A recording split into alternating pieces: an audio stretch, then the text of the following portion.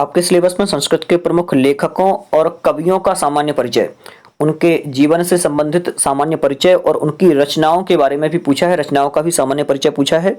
इस वीडियो में हम कंप्लीट संस्कृत साहित्य के जो भी लेखक और कवि रहे हैं, ये पहला वीडियो है। इसके बाद जितने भी वीडियो आएंगे क्रमशः एक एक वीडियो में लेखक और जो कवि हैं और जिनसे संबंधित प्रश्न अधिकतर पूछे जाते हैं, लगभग सभी लेखकों और कवियों के जीवन परिचय को एकत्रित करने की कोशिश करेंगे। आप लोग एक एक पॉइंट नोट करते जाएं, क्योंकि सारे पॉइंट बहुत ज़्यादा महत्वपूर्ण हैं और इसी प्रकार के प्रश्न वर्तमान प्रतियोगी परीक्षाओं में पूछे जा रहे हैं। क्योंकि मेरा सिलेक्शन भी एमपी वर्ग 1 में हुआ है, तो वहाँ पर भी इसी प्रकार से कुछ था।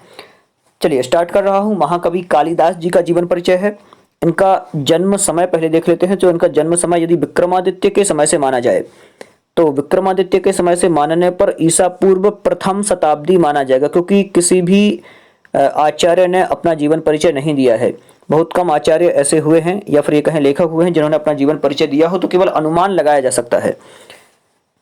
तो प्रमुख रूप से यही पूछा जाता है। तो ईसा पूर्व प्रथम शताब्दी आपको ऑप्शन में लिखा हुआ मिलता है, तो आपको टिक करना है।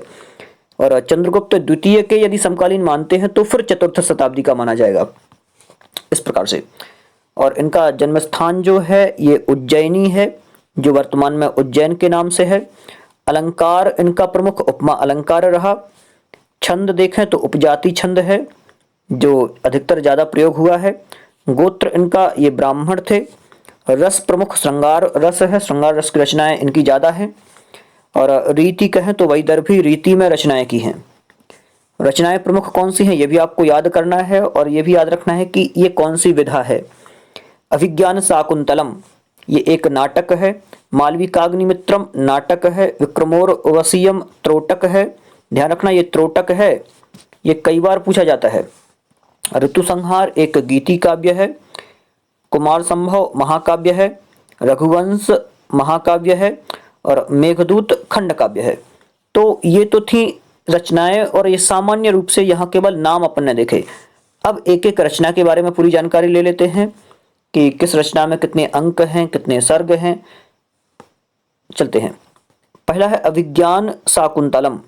तो अभिज्ञान शाकुंतलम एक नाटक है, और ये 7 अंक का नाटक है। अंक कितने हैं? 7 अंक हैं। और इसका प्रमुख रस कौन सा है? श्रृंगार रस है।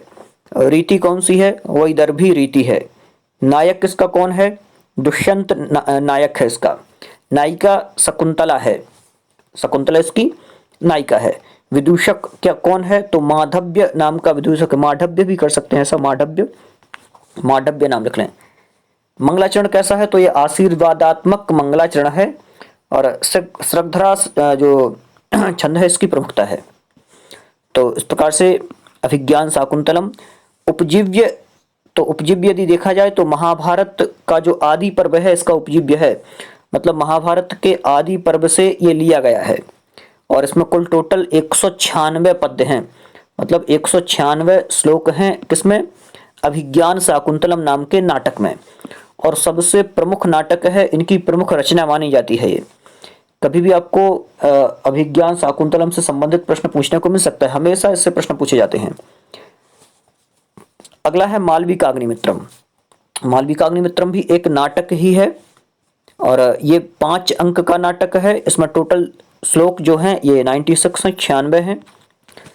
नायिका विदर्भ की राजकुमारी मालविका है, और नायक विदिशा के राजा अग्निमित्र हैं। रस श्रृंगार है। विदूषक गौतम है। इतना आपको याद रखना है कि मालविकाग्निमित्रम में इतना कुछ प्रमुख है। और ये पॉइंट्स तो आपको याद हो ही जाने चाहिए, क्योंकि नॉर्मल ऐसे प्रश्न पूछ लेता है। विक्रमोर्वशीय क्या है? त्रोटक है। यह आपको याद रखना है, ये प्रश्न कई बार पूछा जा चुका है त्रोटक से संबंधित। विक्रमोर्वशीय क्या है? एक त्रोटक है। अंक कितने हैं? तो अंक 5 हैं। श्लोक कितने हैं? 165 हैं, 165 165 श्लोक हैं, मतलब पद्य हैं। रस कौन सा है? तो श्रृंगार रस है। नायक पुरुरवा है, इसका नायक विक्रमोर्वशीय का पुरुरवा नायक है, और नायिका उर्वशी है, उर्वशी है। ठीक है। उपजीव्य किसका है? तो उपजीव्य, इसका जो उपजीव्य ग्रंथ माना जाएगा ऋग्वेद के 10वें मंडल, या फिर ये कहें कि जो शतपथ ब्राह्मण है यहाँ पर थोड़ा सा टाइपिंग मिस्टेक है। शतपथ ब्राह्मण के कथानक पर यह आधारित है। और इसका विदूषक है माड़वक। ये भी आपको याद रखना है, विदूषक पूछे जाते हैं हमेशा। माड़वक इसका विदूषक है। तो ये तो था विक्रमोर्वशीय। आगे चलते हैं अगले पर। रघुवंश महाकाव्य के बारे में बताया है। रघुवंश क्या है? महाकाव्य है। ये तो आपको विधा तो याद ही रखनी है हमेशा। जैसे रघुवंश है तो ये महाकाव्य है। कालिदास की सर्वश्रेष्ठ रचना है, मतलब कि महाकाव्य है सर्वश्रेष्ठ। और सर्वश्रेष्ठ यदि रचना पूछा जाए तो अभिज्ञान शाकुंतलम हमेशा ऑप्शन में रहती है। आगे सर्ग कितने हैं? तो टोटल सर्ग इसमें 19 हैं। श्लोक 1569 श्लोक हैं। कितने हैं याद रखना आप लोग? 1569 श्लोक हैं टोटल इसमें। आगे क्या कहा? नायक, तो नायक इसमें बहुत सारे हैं, अनेक नायक हैं, जैसे रघु, दिलीप, अज, तो इस प्रकार से बहुत सारे नायक हैं। लेकिन जो प्रमुख नायक माने गए हैं, प्रमुखता किनकी है? तो भगवान रामचंद्र जी जो हैं इनकी प्रमुखता है। भगवान राम इसमें प्रमुख माने गए हैं नायकों में। तो ये आपको याद रखना है। और ये प्रश्न पहले पूछा गया था तो हम लोगों का गलत भी हुआ है एक बार। हम लोगों ने राजा दिलीप लगा दिया, क्योंकि जो पहला सर्ग है, पहले सर्ग में शायद दिलीप, राजा दिलीप का वर्णन है, तो इस कारण से।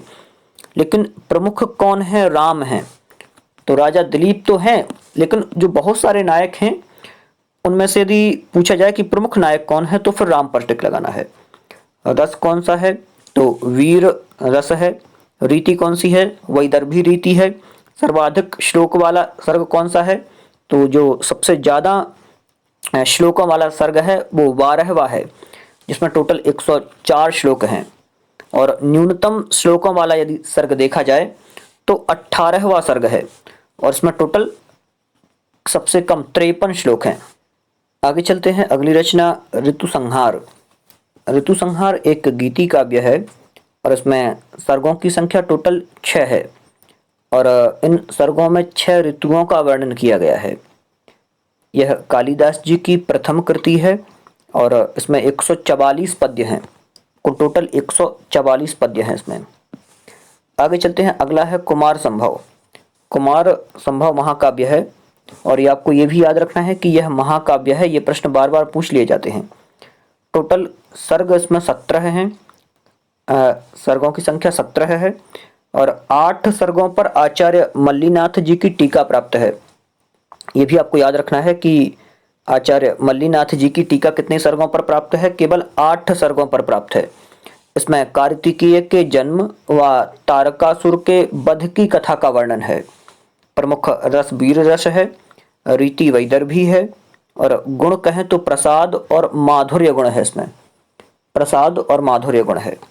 और यह कालिदास जी की अंतिम रचना भी कही जाती है। कौन सी? कुमार संभव जो है ये अंतिम रचना भी कही जाती है। आगे चलते हैं। मेघदूत है। मेघदूत तो बहुत ज्यादा प्रमुख है। एक खंड काव्य है ये, और 2 भागों में विभाजित है। जो पहला भाग है उसे पूर्व मेघ कहा जाता है, और जो दूसरा भाग है उसे उत्तर मेघ कहा जाता है। ध्यान रखना आप लोग, जो मेघदूत है इसके 2 भाग हैं। जो पहला भाग है वो तो कहलाता है कौन सा? पूर्व मेघ, और जो दूसरा वाला है वो कहलाता है उत्तर मेघ। रस कौन सा है? तो श्रृंगार रस है। इसमें विप्रलंभ श्रृंगार माने तो श्रृंगार के 2 भेद होते हैं, संयोग श्रृंगार, वियोग श्रृंगार। उसी प्रकार से संभोग श्रृंगार और विप्रलंभ श्रृंगार। तो इसमें प्रमुख रूप से विप्रलंभ श्रृंगार है। आपको याद रखना है विप्रलंभ श्रृंगार का।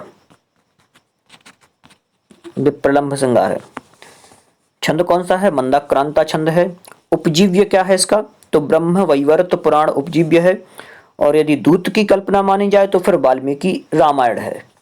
इस प्रकार से नायक इसका यक्ष है, और यक्ष के जो मतलब यक्ष इसका नायक है, लेकिन यक्ष का नाम यहाँ पर नहीं है।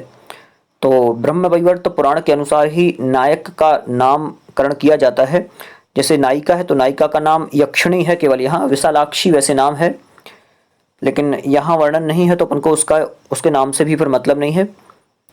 केवल अपने इस पाठ मतलब जो अपना काव्य दिया है इसी से संबंधित जानकारी हम लेंगे।